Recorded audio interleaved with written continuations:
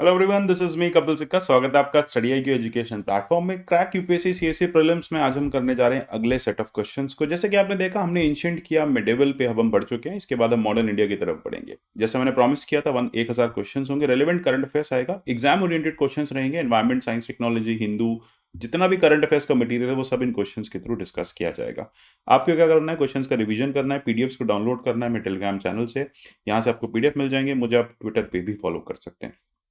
490 question हम discuss कर चुके हैं, करेंगे 491।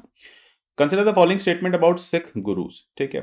बंदा Bahadur was appointed as military leader of the Sikh by Guru Tegh Bahadur. Guru Arjan Dev became the Sikh Guru after Guru Ramdas. Guru Angad Dev gave the Sikh their own script Gurmukhi. देखो, आपको याद होगा जब हमने बंदा बहादुर की बात करेंगे तो गुरु तेग बहादुर का नाम नहीं आता, गुरु गोविंद सिंह जी का नाम आता है। ये याद रखिएगा। ठीक है, तो फर्स्ट यहाँ पे रॉन्ग हो जाता है। अगर आप इसको एलिमिनेट कर पाते हैं तो क्वेश्चन आपका वैसे ही सॉल्व हो जाता है। तो 2 एंड 3 जो है वो इसका करेक्ट आंसर है। बात कर लेते हैं बंदा बहादुर साहब की। राजपूत फैमिली में बॉर्न हुए थे। फर्स्ट सिख मिलिट्री लीडर थे जो एक ऑफेंसिव वॉर कर रहे थे मुगल रूलर्स के अगेंस्ट। कहाँ पे? एक्सटेंडेड सिख टेरिटरी में। गुरु गोविंद सिंह जी ने इनको भेजा था पंजाब 1708 में, और इनको कहा था कि जो क्रुअलिटी पंजाब के रूलर्स कर रहे हैं उनको पनिश करो, गिल्टी करो, उनको उनको पनिश करो। ठीक है। और सबसे बड़ी बात है, इन्होंने स्टार्ट किया 25 सिखों से। ठीक है, with only 25 six he started an army. और यहाँ से एक होली मैंडेट था जिसके थ्रू एक इन्होंने वॉर वेज करी, और इस वॉर के थ्रू जो मुगल फोर्सेस है उसके अगेंस्ट सिखिज्म लड़ा। तो ये इंपॉर्टेंट बात हो जाती है। तो याद रखिए, बंदा बहादुर इज एसोसिएटेड विद गुरु गोविंद सिंह। चलते हैं 492 में। Which of the following is correct chronological order battles fought in India in 18th century. अगर आपको याद हो, बैटल ऑफ अंबर, प्लासी, वंडीवॉश, बक्सर। ठीक है, तो आपको बताना है इसमें से क्या इसका ऑर्डर है। अगर आपको इतना याद है कि बक्सर कब हुआ था तो आप क्वेश्चन को सॉल्व कर पाएंगे। ठीक है, तो इससे बक्सर लास्ट में हुआ था। देखो, बात करते हैं बैटल ऑफ अंबर की। 1749 में हुई थी। इन सब में सबसे पहली मेजर बैटल थी सेकेंड कर्नेटिक वॉर की। बैटल जो इनिशिएट की गई थी मुजफ्फर जंग ने की थी। इसे सपोर्ट किया था जोसेफ फ्रेंकोइस डुप्ले ने।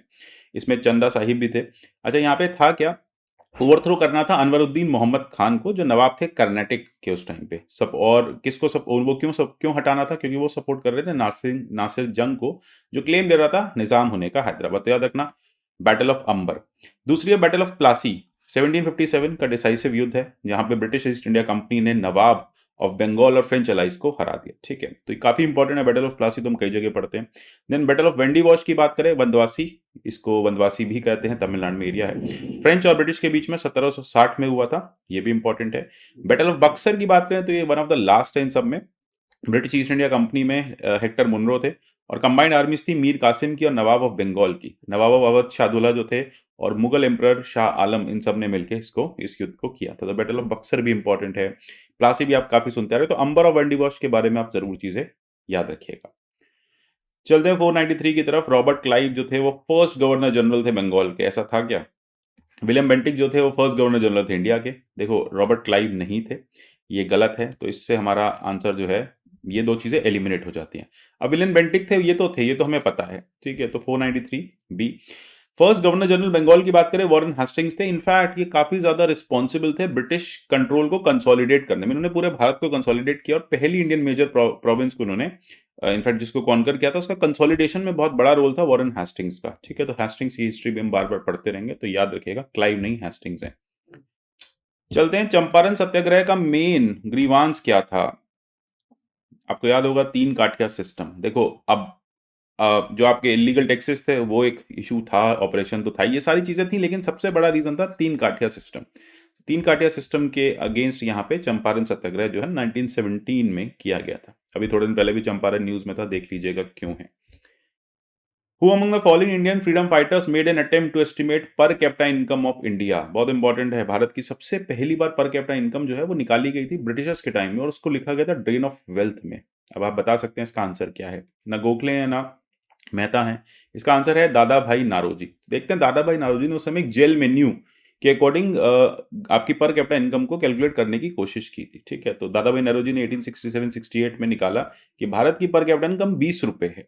यहाँ पे जेल कॉस्ट ऑफ लिविंग को एक क्राइटेरिया माना गया। ठीक है, जिसमें एक मिनिमम डेली फूड रिक्वायरमेंट को देखा गया जो एक अडल्ट को चाहिए होता है। ये मेन्यू उन्होंने कहां से लिया? प्रिजनर के मेन्यू से लिया, और उसके अकॉर्डिंग मार्केट प्राइसेस को कैलकुलेट किया। तो इनको लगा कि एक जो बेसिक मिनिमम आपको खाना रोज चाहिए होता है, जो आपकी बेसिक मिनिमम रिक्वायरमेंट्स डेली की होती हैं, उसके अकॉर्डिंग जो भी प्राइस राइज होता है या उसके अकॉर्डिंग जो भी आप कंजप्शन करते हैं, उस कंजप्शन को हम पर कैपिटा इनकम के अकॉर्डिंग निकाल लेंगे। ठीक है, तो इस तरह से पर कैपिटा इनकम भारत में पहली बार, मतलब ब्रिटिश इंडिया में पहली बार आप कह सकते हैं, या फिर इंडियन फ्रीडम फाइटर जो इसमें थे वो थे दादा भाई नारोजी। अब under which of the following system British government collected revenue directly from farmers, इसमें से किस में डायरेक्ट फार्मर्स के थ्रू किया जाता था? याद होगा आपको, जमींदारी, अन्नवारी, देसियावारी और रैयतवारी। रैयतवारी क्लियर है बिल्कुल। इसको थॉमस मुन्रो ने 1820 में इंट्रोड्यूस किया था।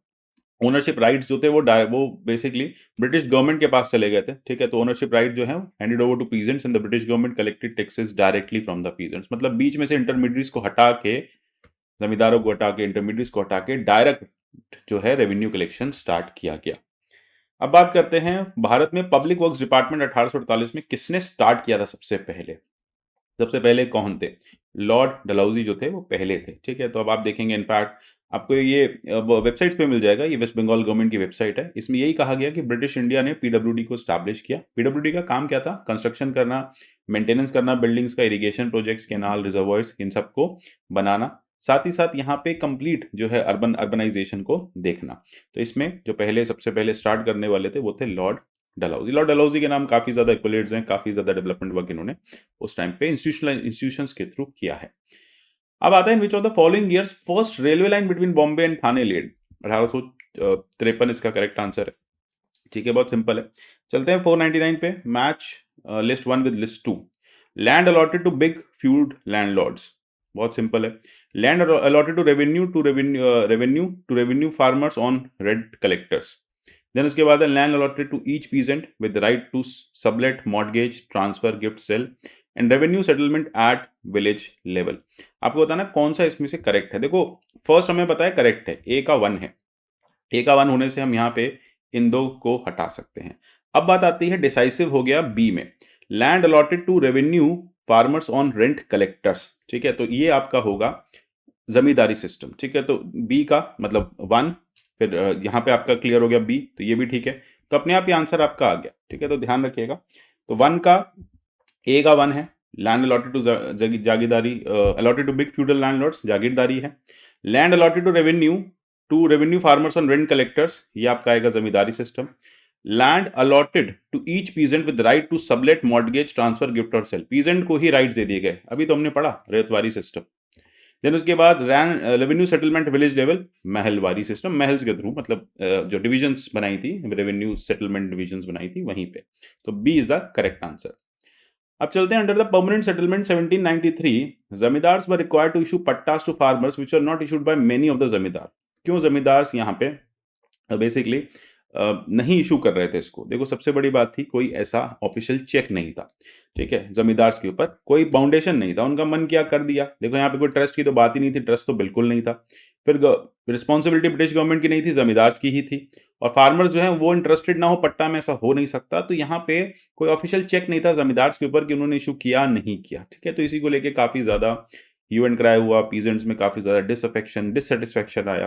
और इसी के चलते ब्रिटिश गवर्नमेंट को लगा कि ये जो सिस्टम है ये थोड़ा ज्यादा खराब हो रहा है ना, तो ये जो सिस्टम है ये बहुत ज़्यादा ब्रिटिश पीजेंट्स के लिए एक्सप्लॉइटेटिव है। इसके चलते उनको लगा कि इसको हटा देना चाहिए या फिर इसमें रिफॉर्म्स लाने चाहिए। तो मिलते हैं अगले सेट ऑफ क्वेश्चंस में। ठीक है, तो देखते रहिए सेशन, तब तक के लिए goodbye, take care and God bless you all.